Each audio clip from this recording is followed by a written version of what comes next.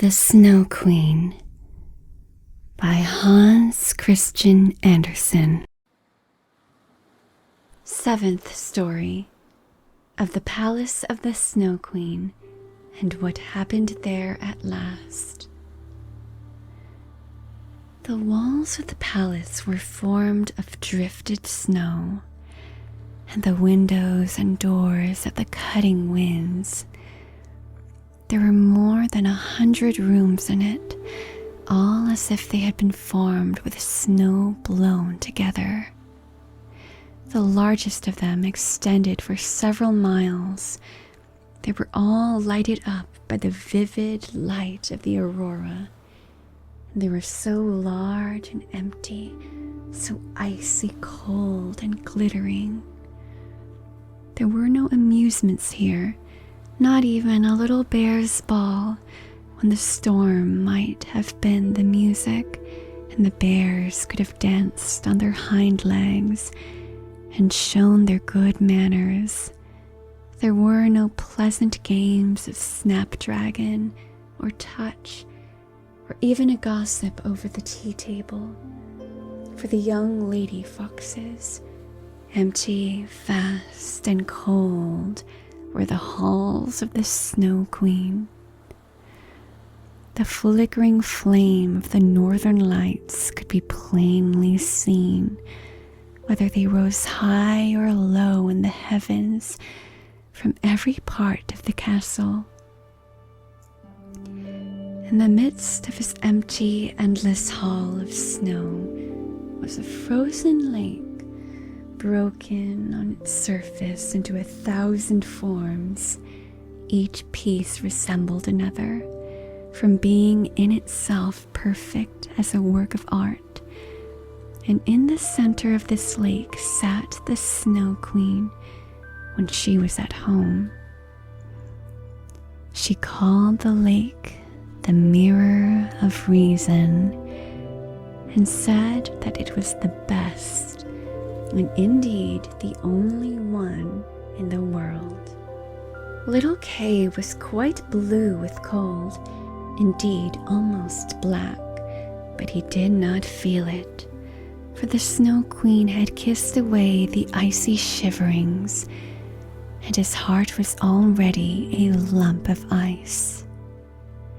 He dragged some sharp, flat pieces of ice to and fro, and placed them together in all kinds of positions, as if he wished to make something out of them. Kay's fingers were very artistic. It was the icy game of reason at which he played, and in his eyes the figures were very remarkable and of the highest importance. This opinion was owing to the piece of glass still sticking in his eye. He composed many complete figures, forming different words, but there was one word he never could manage to form, although he wished it very much. It was the word eternity. The Snow Queen had said to him, "When you can find out this, you shall be your own master, and I will give you the whole world and a new pair of skates." But he could not accomplish it. "Now I must hasten away to warmer countries," said the Snow Queen. "I will go and look into the black craters of the tops of the burning mountains, Etna and Vesuvius as they are called. I shall make them look white, which will be good for them, and for the lemons and the grapes."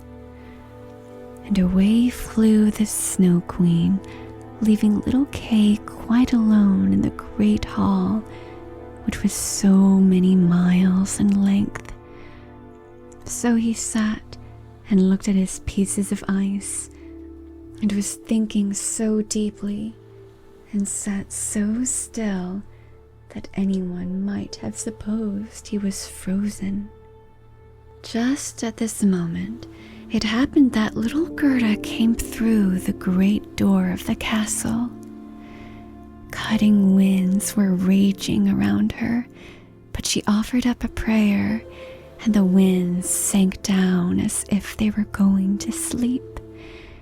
And she went on till she came to the large empty hall and caught sight of Kay. She knew him directly. She flew to him and threw her arms round his neck and held him fast while she exclaimed, "Kay, dear little Kay, I have found you at last." But he sat quite still, stiff and frozen.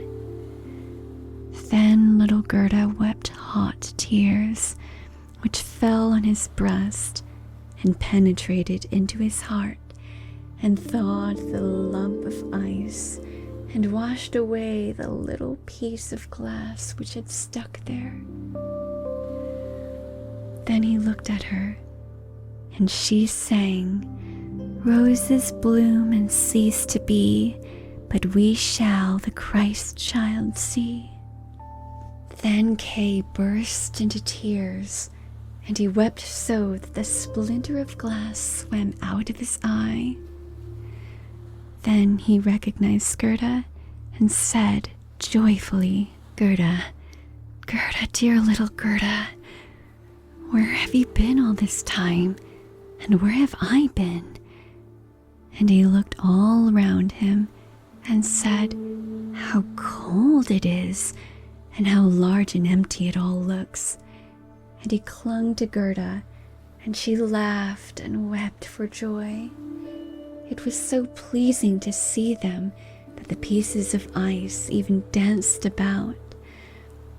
And when they were tired and went to lie down, they formed themselves into the letters of the word which the Snow Queen had said he must find out before he could be his own master, and have the whole world in a pair of new skates. Then Gerda kissed his cheeks, and they became blooming, and she kissed his eyes, and they shone like her own. Then she kissed his hands and his feet, and he became quite healthy and cheerful. The Snow Queen might come home now when she pleased, for there stood his certainty of freedom and the word she wanted, written in shining letters of ice. Then they took each other by the hand and went forth from the great palace of ice. They spoke of the grandmother and of the roses on the roof, and as they went on, the winds were at rest, and the sun burst forth. When they arrived at the bush with red berries, there stood the reindeer waiting for them. And he had brought on another reindeer with him, whose udders were full, and the children drank her warm milk and kissed her on the mouth. Then they carried Kay and Gerda first to the Finland woman, where they warmed themselves thoroughly in the hot room, and she gave them directions about their journey home. Next, they went to the Lapland woman, who had made some new clothes for them, and put their sleighs in order. Both the reindeer ran by their side and followed them as far as the boundaries of the country, where the first green leaves were budding. And here they took leave of the two reindeers and the Lapland woman, and all said farewell. Then the birds began to twitter, and the forest too was full of green young leaves, and out of it came a beautiful horse, which Gerda remembered, for it was one which had drawn the golden coach. A young girl was riding upon it, with a shining red cap on her head and pistols in her belt. It was the little robber maiden who had got tired of staying at home. She was going first to the north, and if that did not suit her, she meant to try some other part of the world. She knew Gerda directly, and Gerda remembered her. It was a joyful meeting. "You are a fine fellow to go gadding about in this way," said she to little Kay. "I should like to know whether you deserve that anyone should go to the end of the world to find you." But Gerda patted her cheeks and asked after the prince and princess. "They are gone to foreign countries," said the robber girl. "And the crow?" asked Gerda. "Oh, the crow is dead," she replied. "His tame sweetheart is now a widow and wears a bit of black worsted round her leg. She mourns very pitifully, but it is all stuff. But now tell me how you managed to get him back." Then Gerda and Kay told her all about it. "Snip, snap, snare! It's all right at last," said the robber girl. Then she took both their hands and promised that if she ever would pass through the town, she would call and pay them a visit. And then she rode away into the wide world. But Gerda and Kay went hand in hand towards home. And as they advanced, spring appeared more lively with its green verdure and its beautiful flowers. Very soon they recognized the large town where they lived, and the tall steeples of the churches in which the sweet bells were ringing a merry peal as they entered it, and found their way to the grandmother's store. They went upstairs into the little room where all looked just as it used to. The clock was going tick, tick, and the hands pointed to the time of day. But as they passed through the door into the room, they perceived that they were both grown up and become a man and a woman.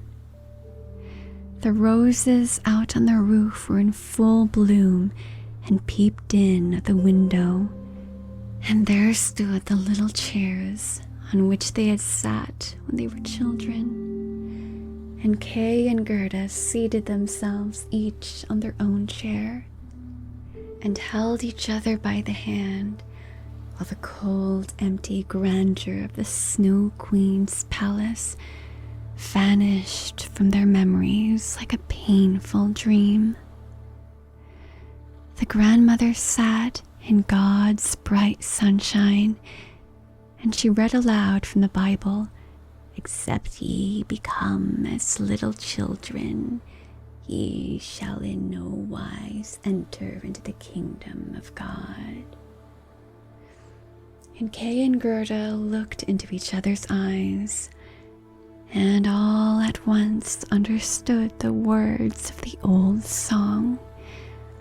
"Roses bloom and cease to be, but we shall the Christ child see."